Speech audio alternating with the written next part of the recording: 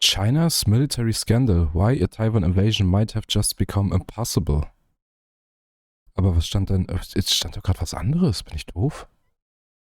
Is China a paper tiger? Ach so, ich dachte erst, es geht um Papier und Recycling, was sie nicht mehr annehmen. Ein Papiertiger, weil er keine Gefahr darstellt. Okay. Rein in Aal. Report that known. So, der Untertitel noch einstellen. Hier, Einstellung, Englisch, automatisch übersetzen für die Leute, die der englischen Sprache nicht mächtig sind. Wo ist denn Deutsch? Hab's bestimmt übersehen. Französisch, Esperanto, Deutsch.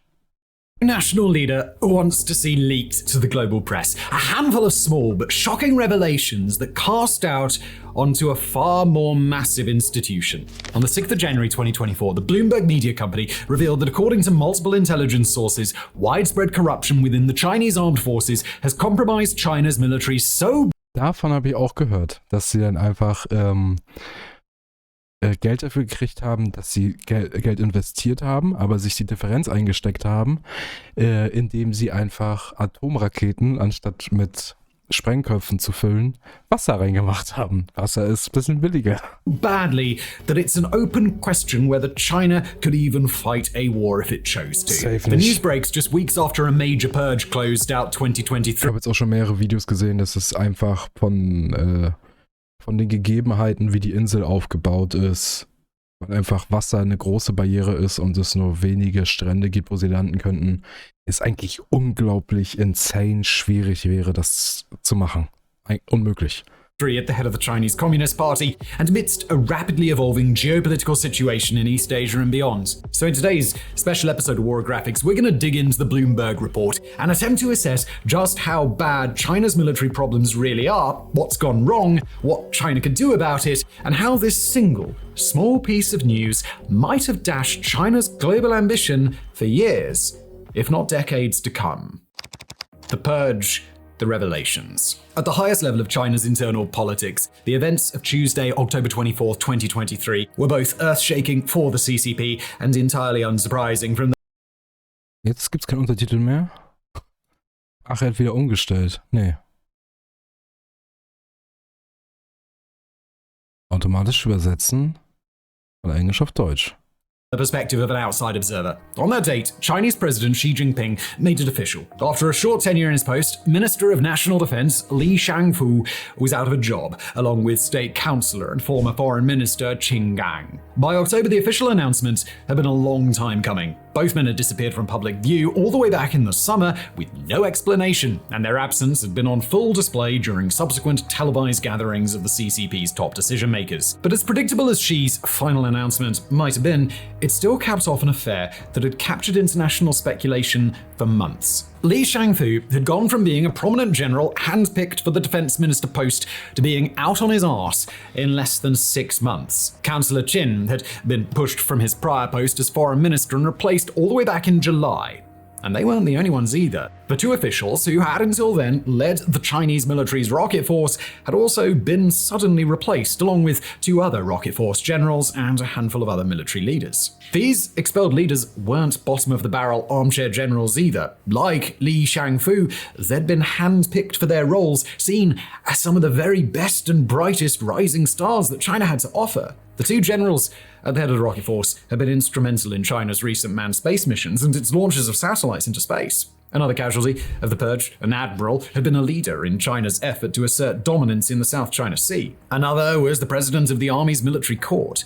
Li Shangfu himself had been a trusted liaison with global partners and adversaries from Russia to India to the United States and was previously believed to be rather close to President Xi. But now, the whole group was gone, with Li Shangfu believed to be part of a rapidly broadening corruption investigation that may have played a role in some other disappearances as well. Now, in early January 2024, we finally got a bit of a resolution.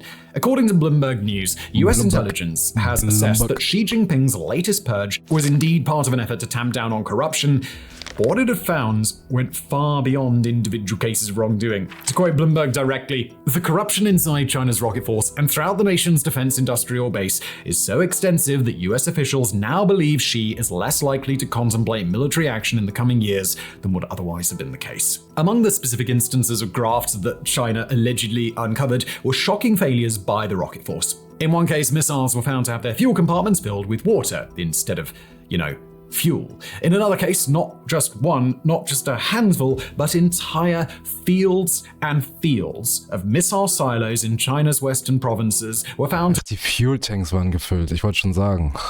to be fitted with malfunctioning or improper lids, meaning that if a launch order ever came to activate those missiles, they'd be unable to escape their silos at all. These would be devastating problems for any modern military. But a military with China's ambitions to be a global superpower, well, they're cataclysmic. In fact, it's Xi's long-held and very publicly amplified ambitions to make China's military world-class that makes these allegations by Western intelligence all the more stunning. Xi has long made it his mission to root out corruption across the Chinese government, including in the military, where he led prior purges to oust corrupt senior generals ever since he began his tenure in 2012. He's pledged that the Chinese military will be fully modernized by 2035 and stand among the best as a, quote, world-class military by the middle of the 21st century. That would mean, among other things, uncontested dominance in East Asia, the ability to rival or shout down Russia in Central Asia and the Middle East, and the ability to operate without military concern for the United States' ability to intervene in what Xi sees as his own part of the world. But it doesn't matter whether China has more warships than the US, whether they've got hundreds of nuclear warheads, or whether their expanding fleet of aircraft carriers could eventually rival the US, if after a decade or more of crackdowns, China's feared missiles are still powered by tap water. And amidst the Bloomberg revelations, other sources have suggested that similar acts of official graft within the military have been commonplace for years. According to an article published by Radio Free Asia, one former lieutenant colonel of the Chinese Navy described instances in which Air Force personnel had taken chunks of solid missile fuel and burned the stuff in order to cook traditional Chinese hot pot food. Said the former official Yao Cheng to Radio Free Asia Mandarin, "When I was in the military, we would drain fuel from aircraft fuel tanks for cooking, which burns green and has no smell at all. We would eat hot pot. We would take out the solid fuel in the missiles piece by piece because there were insufficient supplies." Notably, Yao Cheng himself fled to the United States. Okay, wenn du nicht mal genügend zum Kochen hast, dann, also nicht mal die Möglichkeit hast, was zu erwärmen, dann würde ich auch von einem Flugzeug einfach das Zeug verbrennen. Ich will ja was essen. States in 2016 with his testimony, thus indicating that acts like this have been commonplace for quite some time. The idea that China's military could be corrupt, certainly not a new one. For years, Western analysts have raised suspicions that the country's military officers have little incentive not to exploit the system, where oversight has been limited and rule enforcement has been toothless at best when an officer believes their own higher-ups will protect them from repercussions. But again, we've got to emphasize that the corruption referenced by Bloomberg goes well beyond what most experts assume China's military deals with on a daily basis. There's a massive difference between officials choosing to skim off the top of their budgets and officials taking actions that fundamentally disrupt China's ability to use its military capabilities in the first place. One, it's an inconvenience. The other is catastrophic. The fallout. All right, so Xi Jinping has a problem. But what happens now? On the one hand, the United States and other Western nations have kept a close eye on Xi standing within the CCP as his purges continue. And for the most part, the verdict seems to be that he will not personally suffer as a result. If anything, the purges have only cemented Xi's hold on the government, indicating implicitly that both he and the rest of the CCP believe he has a firm enough command on the party that these sorts of actions won't set off any sort of retaliation against him. Not only that, but the willingness of other Chinese officials to stand by and allow these corruption investigations to take place suggests widespread support of Xi's focus on enhancing China's military capabilities in the long run. On the other hand, though, these revelations are a critical blow to China's military readiness overall. The examples shared by Bloomberg are unlikely to be the only instances of this sort of corruption across the entire Chinese military, or even the only ones that Xi and the CCP have now learned about. What other problems might have been uncovered, we can't speculate, but whatever they are, they will and should lead to China significantly lowering its confidence in its own military readiness. In particular, confidence in the rocket force is most likely down the drain in what constitutes a major personal defeat for Xi himself. The rocket force has been a cornerstone of Xi's efforts to upgrade the Chinese military and has received substantial investment of both time and resources from the rest of the Chinese military to ensure that it's on the cutting edge. The rocket force is also critical for one other reason. It's this branch of the Chinese military that would almost certainly be pivotal in any Chinese attack on Taiwan. The rocket force manages the world's largest land-based missile arsenal, including hypersonic missiles, glide vehicles, ICBMs, and extremely accurate cruise and ballistic missiles that would eventually be expected to devastate Taiwan in advance of a naval invasion. Taiwan relies on its ability to leverage serious firepower in a quick make-or-break, all-out defense against a potential Chinese attack. And if the rocket force turns out to be incapable of crippling that Taiwanese defensive capability before the combat begins, then the chances of a successful Taiwanese defense increase exponentially. The CCP is, by now, well aware of just how devastating this sort of failure would be. They need only to look at their neighbor Russia, where the extent of its large-scale military corruption was revealed only after the Russian military proved vastly less capable than expected in its initial invasion of Ukraine. With the rocket force thoroughly compromised, China would have little hope of avoiding the same fate, meaning that any decision to invade Taiwan would now result in a far bloodier and more protracted Also noch beschissener als eh schon angenommen. Noch schlechter. Das heißt schon was. Invasion than China would have previously expected.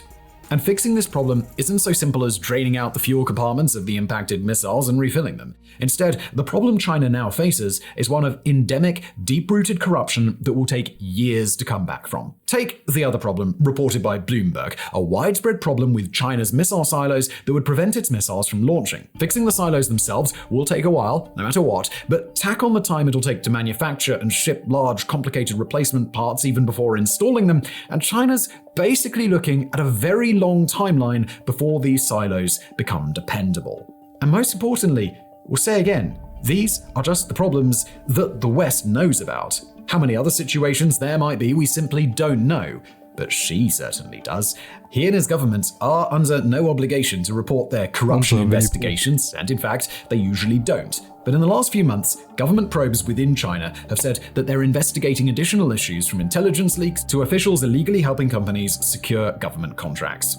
Finally, 2024's first publication of the Chinese military's official newspaper has signaled that this year will be a war on graft, thus indicating, of course, that there's enough graft to declare war on. However deep this corruption really goes within the Chinese military, it won't be easy to fight. Status is everything within the CCP's deeply intertwined military and political systems, and powerful officials who are still wrapped up in corrupt dealings will have every incentive to use that status to protect themselves and their underlings. You do not want to be disappeared into the underbelly of the Chinese Communist Party under any circumstances. And now that these officials know that more widespread investigations are coming, you can bet that they will do anything in their power to stop it. Regime change is likely far beyond their power to achieve, but obstruction, delays, and misdirection all risk prolonging this process longer and longer or leaving other fundamental issues hidden entirely. More obstruction means that Xi Jinping's clock keeps ticking, counting away hours, days, months, and eventually years in which both Xi and the rest of the world know that China is in no state to threaten Taiwan or anybody else. Das kommt ja eigentlich noch obendrauf. Das ist ja doppelt gut für uns. Für alle. Bis auf China. The global repercussions. Now, if you stumbled across this particular story over the course of an average day's doom scrolling, it's understandable that you might have chuckled at the headline, read a paragraph or two, and then moved on without a second thought. I mean, after all, global military superpower found filling its missiles with water is objectively a funny headline no matter which way you slice it, the sort of thing you'd probably see on The Onion rather than Bloomberg News. But we've chosen to bring you this story in a hurry, not because it's fun to sit and laugh at the ineptitude of the Chinese military apparatus, although we'll grant you, it definitely is. Instead, we highlight these allegations because they're exactly the kind of information that's most important to pay attention to. They're the small, forgettable, even silly-sounding claims that go on to produce a seismic shift in geopolitics, with implications not just in China, but around the world. A few months ago, We Here at Warographics published a piece examining that a wide range of factors in China, from an economic plateau to increasing diplomatic isolation to a looming crisis of demographics, are coming together to make a full-scale invasion of Taiwan less and less likely by the day. While that invasion isn't too terribly likely anyhow, given the major and growing deterrent value of militarily aligned America, Japan, South Korea, and others, we posited that at some point in the future, China will cross a threshold in which an invasion of Taiwan simply stops making any level of strategic sense. But cross that reality with these most recent corruption reports, which indicate that China probably shouldn't be confident in its ability to launch a military invasion for at least the next several years, and now we've got to ask a much bigger question. Is a Chinese invasion of Taiwan now completely off the table? Certainly it would appear that now China has certainly every reason not to rush towards an invasion. The CCP is believed to have spent the last nearly 2 years watching Russia's invasion of Ukraine very closely, analyzing all the reasons why Russia's offensive fell apart. And now it would take a certain level of delusion to avoid drawing parallels between Russia and China's own stunning corruption issues. Again, this kind of corruption in a national military is not unusual around the globe, but there is a massive difference between a military that exists mostly to help a third world dictator in a dick-measuring contest and one that intends to overwhelm a regional military powerhouse like Taiwan in a shock and awe lightning offensive. That latter option just isn't going to happen. And with both Xi and the entire CCP known to be far more cautious about military action than Vladimir Putin's Russia has ever been, and it's very unlikely that China is going to try and launch an invasion before fixing its myriad issues. But if that invasion can't happen, then the CCP is immediately in a position where it's got to do some major rethinking of its long-term plans. There are a variety of elements of China's global ambitions that, by current thinking, cannot happen unless they're preceded by a successful Taiwan invasion. Up to and including the ability to assert dominance. Dann hätten sie den kompletten Halbleitermarkt auf der ganzen Welt und könnten einfach alle erpressen. Alle müssten dann nach Chinas Pfeife tanzen. Dann könnten wir keine Autos, keine PCs, keine Thermostate, keine Bildschirme, alles, was ein bisschen elektronisch ist, mehr produzieren, wenn die einfach sagen, wir schicken euch keine Chips mehr. In the South China Sea. Kühlschränke. So too does China's implicit threat of large-scale violence against its maritime neighbor become a whole lot less believable. After all, even if some of China's missiles are locked, loaded, and ready to go, the broader issues in the military are such that China can't risk any sort of escalation that could put it on a path to a major war. Again, China has been a militarily cautious nation for decades, in a way that is fundamental to its political institutions and its military proper. Without that threat of escalation, without a credible claim that a Taiwan invasion is on its way, Beijing is at serious risk of losing a large portion of its foreign policy toolkit. For example, it gets a lot harder to get the United States to spend increasingly ridiculous sums on its own defense apparatus to deter China if China stops looking like an adversary who needs to be deterred.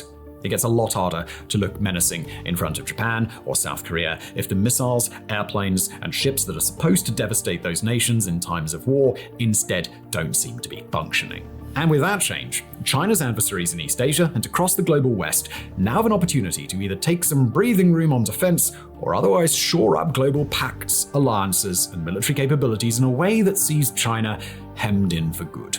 And indeed, that latter option may be precisely what's happening now. The United States, Japan, South Korea, Taiwan, Vietnam, the Philippines, Indonesia, and Australia have all been presenting an increasingly unified front in the last few months, broadening their patchwork of defense treaties and collaborative military relationships. South Korea has firmed up its ties with both NATO and non-NATO nations as a growing global arms supplier, while both South Korea and Japan have increasingly enmeshed themselves into the Five Eyes intelligence network between Australia, the US, the UK, Canada, and New Zealand. Meanwhile, China has been alienated from many of its global partners around the world as its policy of debt-trap diplomacy continues to lose steam, and Russia remains persistent in attempting to chart its own independent course. Putting aside China's short-term expansion in the South China Sea, the broader momentum in the region appears to be a slow, steady shift toward the global West. At exactly the wrong time for the news to come out that China's prodigious military power isn't in any state to pose a threat. Now, as we conclude today's special episode, we've got to stress that no matter how inconsequential this scandal might initially seem, its repercussions are going to have a long-lasting impact on China's global aspirations and its relationship with the rest of the world. The allegation that China's missiles are filled with water is an eye-catching news story, But it's not the story. The real story is one of widespread, pervasive corruption, where fuel-drained missiles and manufacturing silos are just the tip of the iceberg. If there's any prediction we'd like to make here at Warographics, it's that this particular headline, wie er schon mehrmals gesagt hat, dass die Informationen überhaupt aus China rauskommen. Dass so eine Information rauskommt, ist schon unglaublich unwahrscheinlich oder gegebenenfalls schwierig rauszukriegen. Das heißt, dass die Korruption eigentlich noch krasser, noch tiefer geht. Insane. will quickly be forgotten by most of the world to the extent that the world registered it at all. But it shouldn't be forgotten. Not by a long shot. Sometimes it's the small, forgettable moments like these that set off a much larger cascade of geopolitical change. And we've got a sneaking suspicion that this is one such moment.